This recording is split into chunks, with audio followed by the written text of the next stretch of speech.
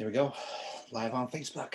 Absolutely. Well, good afternoon, everyone, and welcome to Beyond the Frame. My name is Dottie San Martin, and today we have a very special guest with us. We have Brian Aubuchon, who is the owner of Holly Lanes.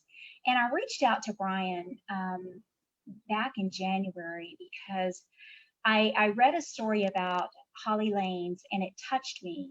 And more so, Brian's determination and persistence. I learned a lot about Brian in a very short period of time, and I was inspired by him. And so I asked him if he would be our guest on the show today to share his story with you about how his persistence actually saved Holly Lanes. Welcome, Brian.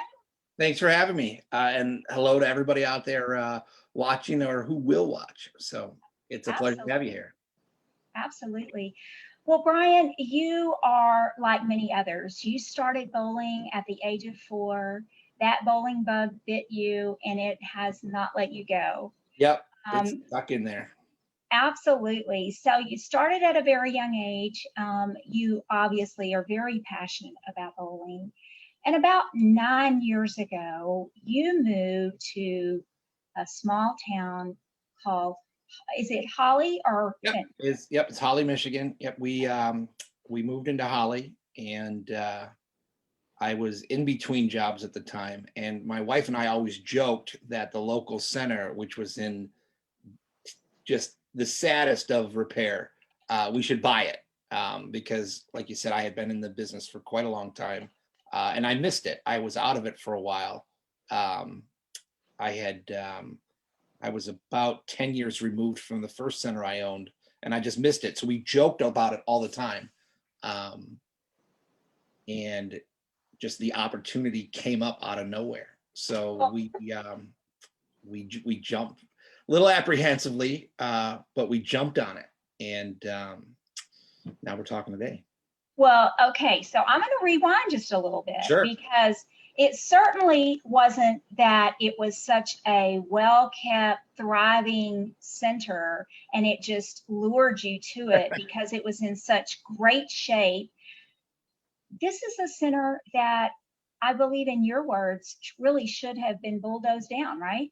Yeah, for sure. I actually had taken my youngest son on a field trip there for his kindergarten class. And we walked in and first thing I said, don't touch anything. And it hurts my heart to say that because I love bowling centers. I love them. The good, the bad, the ugly, the pretty, the state of the art, the junk. I love them all. But the place was just, it was gone. It just needed to be knocked down. I mean, I couldn't tell you how many buckets there were on the floor, and there weren't any lights on. And and I knew the gentleman that owned it indirectly, and I approached him. I said, man, what happened? And he just had the saddest look on his face. He said, life just got in the way, and things just didn't work out. And it was sad to see it. And then all I saw was what could be. I just saw past all the dirt, all the grime, all the buckets and everything. And I'm just looking around. Literally, I should have been paying more attention to my son bowling, but I just kept looking at everything going, there's so much upside here. And I asked him flat out that day, I said, hey, do you have any interest in selling the place? And he said no. And that was the end of it. And it just happened. So we thought. Yeah, so we thought. Yeah. We forgot we were talking to Brian, right. Mr. Persistent. Don't tell me no. I don't like the word no. Exactly. Or I can't. And it just so happened that I was out to dinner with some friends in Rochester. And one of the girls that was at dinner, I knew from high school. And I said, what's your dad do? And he owned a couple of bowling centers before, not knowing that the gentleman I talked to was her father. And she said, he owns one bowling center. It's just run down. It needs to go. And he just needs to get out of it. And I said, well, what's the name of that bowling center? And she goes, Holly Lanes. And I said, all right, wow. Are you kidding me right now? She goes, no, why? I said, yeah, I need you to give me his number. And it was just funny because I had literally been in there within a couple of weeks talking to the gentleman. And now here I am sitting with his daughter going, we need to make this is a sign. If there's ever a sign in your life where you're like, hey, I should do this, I should go for it. That's it. I mean, it just slapped me in the head. Wow. And I called him, and I called him probably 7 in a row before he got back to me. And finally, it took a lot of convincing. I mean, there were a lot of no's in there, and there were a lot of, I can't, I got to do this. And persistence is the key to everything in life, in my opinion. And I told him, I said, I'm not going away. I said, I'm going to call you, or I'm going to come there every single day until you sell this place to me. And it took a lot of convincing and a lot of persuasion and a lot of persistence. And I even had to call his brother, who was a silent partner. And I said, hey, you probably don't know me, but ask around. I've been in the business quite a long time. I need you to meet me at this bowling center because it can't go away. It's been in the community since 1957. It needs to stay in the community, and I'm the guy that's going to fix it, period. And when he came, I think from what I'm hearing, that's really where your determination really ramped up, because it was such a big part of the community, and you didn't want to see that go away. So we kind of fast forward that to 2020, and you had done a lot. You had invested in the center. You had made drastic changes to the center, and then COVID hit. Yeah. So tell me a little bit about how that looked in the beginning for you guys. It was very dramatic very quickly. Michigan took a very hard stance very quickly, and literally within, I mean, everything was going along, everything was great, and then boom, we're closed. And we were all under the impression, okay, hey, it's going to be a 2-week pause. Mm-hmm. So we said, all right, 2 weeks, everybody relax, no big deal. We'll just close it down. Everything will be fine.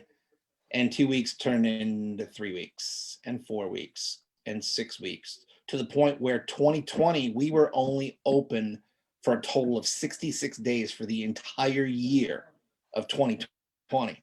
And any business, that is extremely difficult to survive. But in bowling, being seasonal, as we all know, for the most part, it's catastrophic. I mean, it is just, you look at it and go, how am I going to survive this? How am I going to take care of my family?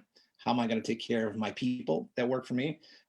And really, one of the most important things, how am I going to take care of my community? Because my community depends on me for fundraising and for little leagues. There's no greater pleasure than driving down the street and seeing Holly Lane's on a little kid's little league t-shirt, or their basketball team, or the school's got to sign up, whatever it is. Sure. So it just doesn't impact me as the proprietor. It impacts the community as a whole. I mean, they're dealing with all of this with all the restaurants and everything else closed, but the only thing to do in our town in the wintertime other than ski is to go bowling. Exactly. So when you take away the main form of entertainment, basically indefinitely, it leaves a big hole in the community, just for stuff to do to get out of the house. Yes, but you didn't let that stop you.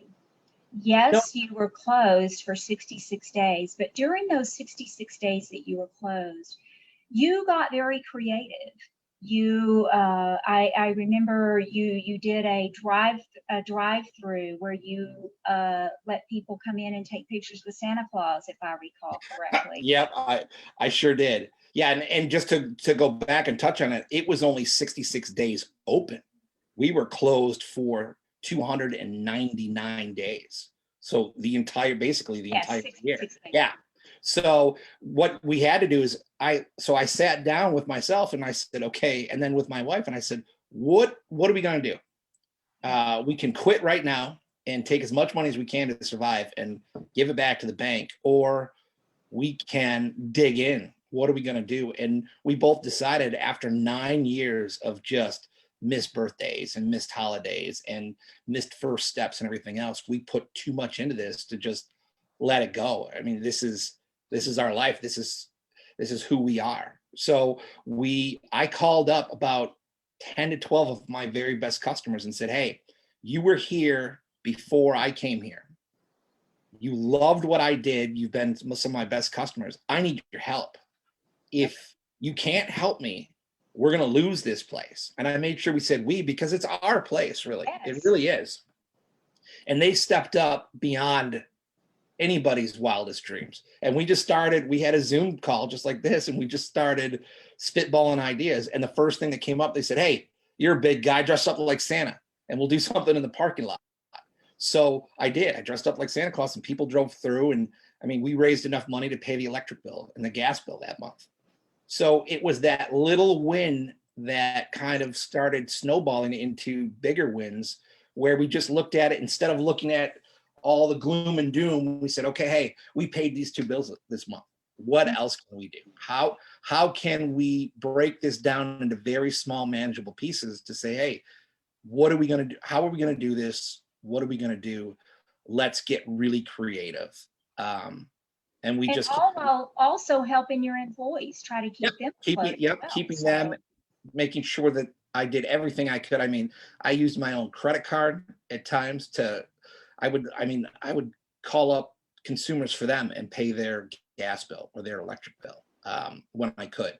I don't tell anybody, but I even swiped one through my own credit card reader just to get some cash so they could go do what they need to do, just to give them something, because all of the systems in Michigan and pretty much throughout the country were broken. The unemployment and everything, just nothing seemed to work. So not only am I struggling, but these people that support me, that are there for me day in and day out, I got to take care of them somehow, some way. So what are we going to do? So every time we'd have a fundraiser, we'd literally divide it up. We're like, okay, hey, we made this much. Here are the bills I have to pay. Here are the bills we can wait. And here's what I've got left. And they were so great and so gracious and so humble to not only donate their time to me for those fundraisers, but even if I could only give them a little, they were like, this is great. And that persistence with them, it's kind of our philosophy. We have a very persistent philosophy where we just don't give up. We just keep going and keep going and keep pushing and keep driving. And that kind of, it was fun to see that had trickled down to them, and they were behind us the whole time, the whole way. They were there. Well, and also, you know, you and I were talking before we went live on the support from the community was just great, and the support from your staff. So, you know, I think that story that you told, and by bringing the community and bringing the employees into that story, that's going to stick with you for a long time. That's, you know, that's going to be something that's going to stick in everyone's memory. And, you know, so things were tough. You were very determined, and we're getting quite a ways into this pandemic, and things got really, really tough. And you made a video, and I actually got to hear this video. And you made a video and submitted it to Barstool Sports. Can you tell us a little bit about that and what sparked you to do that? Sure. So I've always been a fan of Barstool and Dave Portnoy and his pizza reviews, because I love pizza.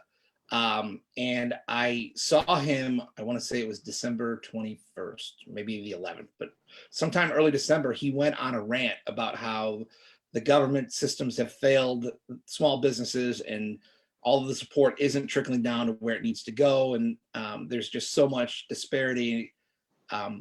And Marcus Lemonis from The Prophet called him out on it and said, hey, you know, you're complaining about it. What are you going to do about it? And he literally came right over the top and said, I'm donating $500,000 of my own money, so you need to match mine, and we're going to start this fund. He goes, I don't know how it's going to work. I don't know how we're going to do it, but darn it, we're going to do it. Mm-hmm. And that, I mean, overnight, that thing just exploded. And the very first night, he gave out an email that I'm sure Erica, the CEO of Barstool, was not happy that he gave out, but he literally gave out an email. So the first thing I did was, he's like, send us information about your business, tell us who you are, and we're going to try and help you. So I sent him an email. And then within maybe a week or two, they had the website up and everything else. So I went to their website, and filled out all of the information, and I made a video, just an honest, heartfelt video of what the center means to me and the community and what my community means to me. And I submitted it. And then I thought, okay, there's probably going to be millions of businesses that are submitting this. So what do I need to do to stand out? Because in a sea of 10,000 emails a day, what's going to make my email different? So I decided to start an email campaign just on my own. Every night between 11 o'clock or 2 o'clock in the morning, depending on when I went to bed, I would make sure that I would send them another email. And it was always a different email, just saying, hey, I'm the owner of Holly Lanes, yada, yada, yada. Don't forget about me. This is what we do for the community. And every week or so, I'd make another video and I would resubmit the whole package online, never thinking that they would really see it. I mean, I always hoped they would, but knowing that it's kind of like if you play the same lotto numbers every day, the day you stop playing the lotto, those numbers are going to come up. Yes. So in my mind, it's like, hey, it doesn't cost me a dime to send this email every single day. So why wouldn't you do it? Because maybe, just maybe, if nothing else, I mean, I remember on one of the videos, I told him, I said, I'm going to email you and video you every single day until you either tell me to go away or you help me, period. And I just kept going. So Brian, tell me what that persistence did for you. That persistence paid off more than those videos you see of the reactions that the people have when they call are the truest videos that you'll ever watch on the internet. Because I got an email 29 days later, and it said basically, we got 29 emails. You're good. You can stop emailing. We haven't selected you, but please send us information so we can vet your company to make sure that you are who you say you are and everything else. And I knew he was coming to Detroit because Detroit just opened the online gaming, and they have a sports book at one of the casinos. So I'm thinking to myself, oh, maybe he's going to come to the bowling alley. This would be great. And after 2 or 3 days, I didn't hear anything. And yeah, I was a little disappointed, but I said to myself, hey, you know what? At least they got the email and everything else. And then that fateful night, driving home from the bowling center, we were 9 days away from having to close our doors. Literally 9 days. I mean, we had exhausted. I can tell you exactly, there was $1,285 left in the operating account, and that wouldn't even had paid rent that month. And when I got my phone rang over to FaceTime. I'm like, who's FaceTiming me at 8:30 at night? And then my eyes just got as big as they could possibly get, and then turn on that, hit accept, and there's Dave Portnoy. And I mean, it validates all of the effort and all of the things that we did collectively. It was just one of those things saying, hey, you know what, your persistence, your hard work, the motivation your community gave you to not give up, the motivation my kids gave me to not give up, it was validated at that moment. And I knew even if I was selected, it wouldn't be perfect, and it wouldn't save the day completely, and everything would be sunshine and roses. There's still a lot to make up for and a lot to do, but that gap, that fix, that help that he's giving to so many people is literally a life-changing opportunity. So for sure. It literally did save Holly Lanes for you. Oh, it did, without a doubt. And I've told that story, and I'll tell it till the day I'm gone, that without Dave Portnoy and Barstool Sports and that idea he had, we would no longer be there. And the hardest part about that is eventually someone would have purchased it, and when things got better, someone would have reopened it. And all of my hard work and my family's hard work and all the people that have worked for me now and in the past, all of that would be somebody else's joy, because they just got basically a brand new center that they can just walk into. And absolutely. I wasn't going to be able to sleep at night knowing that we did all the work just for somebody else to take it over. So in my mind, there has never been any other option than to fight for the place. Right. Even in the darkest days when literally, I don't even know how the phone's ringing 25, 30 times a day for people trying to collect bills and telling people, hey, I don't have any money. And when I have money, I'll give you a little bit, but you got to work with me. And some people did and some people didn't. But without that mentality, and some days it's tough, some days it's not as tough, but you have to believe in yourself enough where you're making the best decisions you can make. And it's no matter what, barstool or not, you can find a way to do this, because I had other things in mind that I was going to do until the bank literally came and took the keys from me. And I told the bank flat out, I said, you're going to have to take me kicking and screaming. And I will, I'll throw a fit, but that's what you're going to have to do. And I mean, we're a very small town, and with a very small bank, and that's the last thing they want to do. I mean, and I know that, but at the same time, it's just a matter of how much do you want it and what are you willing to do to keep it going, and how strong, not even physically, how strong mentally can you be? And people are so much stronger than they know. And the community is so important and so there for you. And you might not see it all the time, but people are ready to help you. All you gotta do is ask for help. And that's what I did. It's hard to ask for help. It's a really hard thing. You're a business owner, you're a leader in the community. You have all the answers most of the time. Everybody comes to you for help. So it's really hard to reach out and say, hey, you know what? I need some help with this dream I have. Can you help me? And when you do, people help. People come Absolutely. out. Yeah. And also the support that the community shows by, as I was sharing with you prior to going live, there are a number of centers that have shared that, business is better than it was before the pandemic hit, even with reduced capacity. So I think the community is also showing their support by, getting back in the centers, and they just want to have fun again. Without a doubt. Yep. And I think that you're there. Yep. I think at this point, even with, I mean, every state has their own trials and tribulations with their capacity restrictions. And we have capacity restrictions, we have curfews, we have so many different things we've had not to do. And the people that want to come out do. And the people that don't, they don't. And that's okay too. I mean, we lost probably 60% of our league base.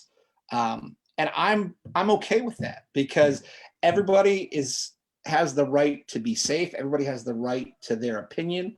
And you know what? I want everybody to be safe, because I know when they're comfortable, I'm the only place they're coming to.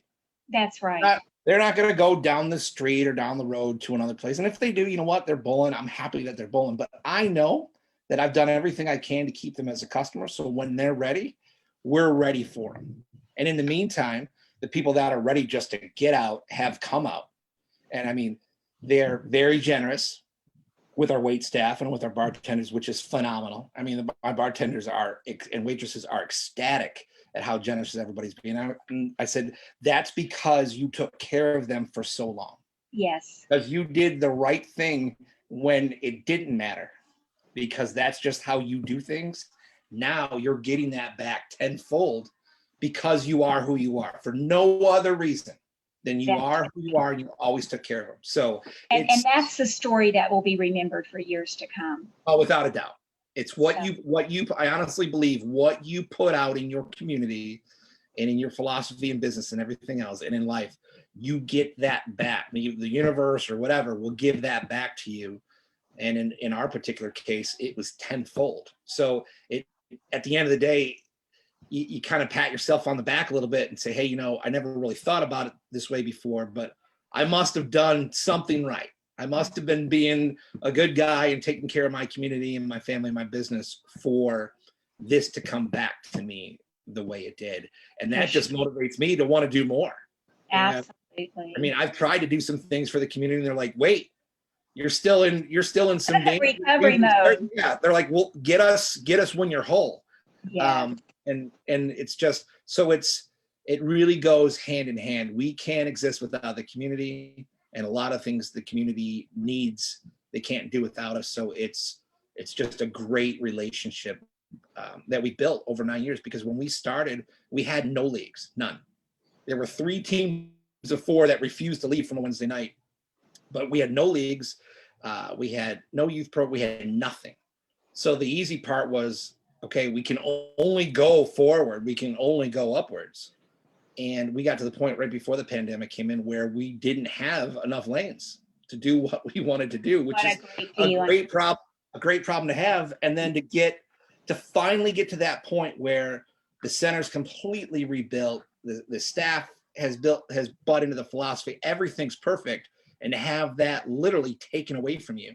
And there's some people that have been in the bowling business for 4 years, 5 years. I've been in it for 25 years. I know people that have been in it for 50 years. I mean, that's literally 3 generations, and you see them just get wiped out, just completely wiped out. And you go, oh my goodness, how are they going to do it? And they're finding a way. So if there's anybody out there that's in that position that just goes, I don't know what to do, you do know what to do.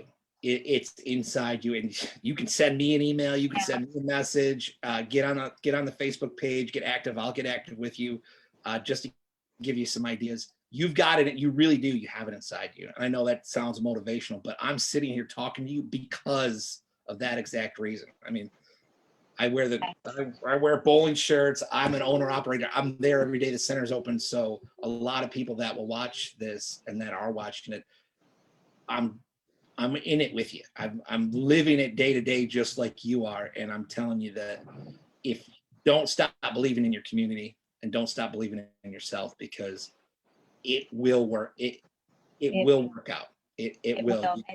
And bowling we're already starting to see it's coming back stronger. Sure. And, I would like to do a shout out to Barstool Sports, because you were not the only bowling center that was selected.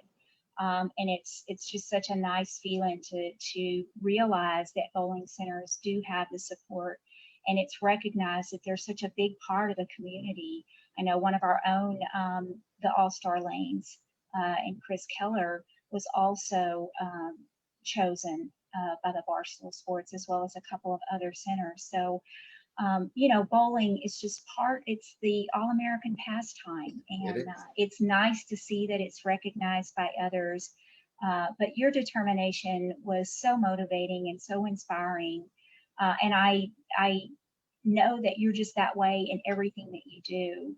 And I hope that our viewers today have gotten, you're contagious, Brian, and I hope that rubs off on some of our viewers that maybe, a little down and kind of wanting to have a good cry, to realize that there are brighter days ahead. Yep. And it's okay, and because I did it too, it's okay to have that pity party for a day or two, or I wouldn't go past a week, but it's okay to get mad, and it's okay to go out and punch a pillow or whatever you need to do, because it is frustrating. It's your life's work, and it's being taken away from you through no fault of your own. You didn't do, and that's the hardest thing I had, is like, what did I do wrong? And finally one day I said, you didn't do anything wrong. You did nothing wrong. You were doing everything right. So go ahead and have that moment or a couple moments of anger, but then channel that. I mean, I had so many days off that I said, okay, what are you going to do? I mean, I watched TV for about a week, and I said, okay, I got to do something. But what am I going to do? So now, instead of, hey, I'm not running my business, I'm not doing any banking, now I got all this time to focus on how am I going to generate some money? What am I going to do that's completely outside the box for bowling? I mean, I remember New Year's Eve during the day, I got a special permit from the Liquor Control Commission to sell to-go drinks in front of the bowling alley. So I literally set up a pop-up tent by myself with a heater, and I sold, I think, $1,500. I ran out of alcohol. Oh, nice. For just little to-go things for the night, because everybody had to stay home anyway, and some little snack bags for people that didn't want alcohol. But it paid 3 of my bills for the night. And that really, like I said before, it snowballs. So if you're stuck in that rut, come up with something crazy. If you're in a place that's sunny or warm, do a car wash in your parking lot. Mm-hmm. Do something that shows the community, hey, this guy's out. I mean, I literally had random people drive up and just give me money for no reason. I'm going, I don't know who you are. Why are you doing this?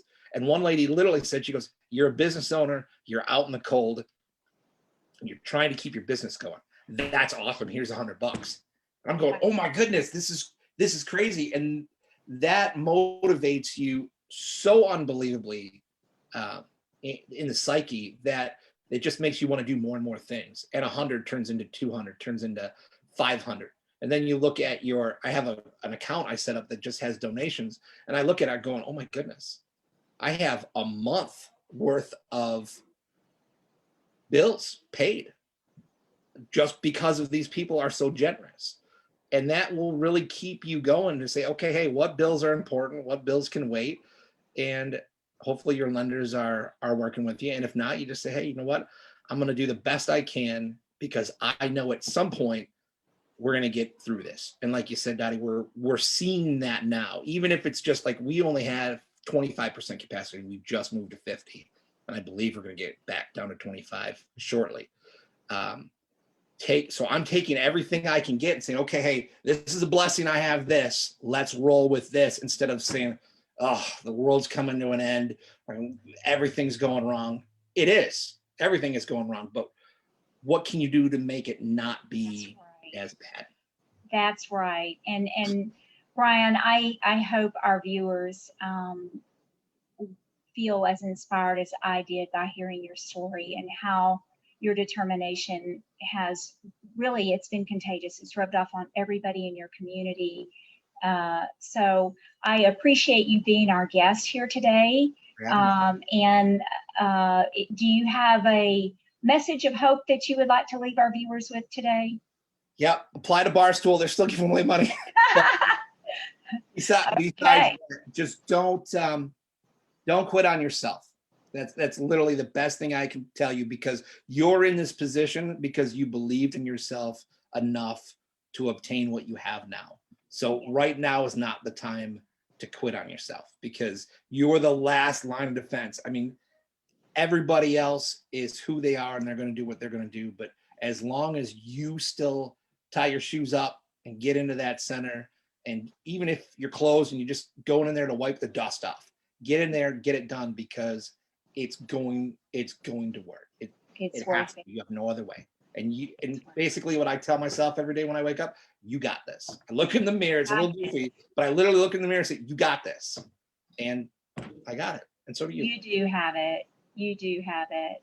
Well, Brian, thanks so much for being our guest and sharing your story with us.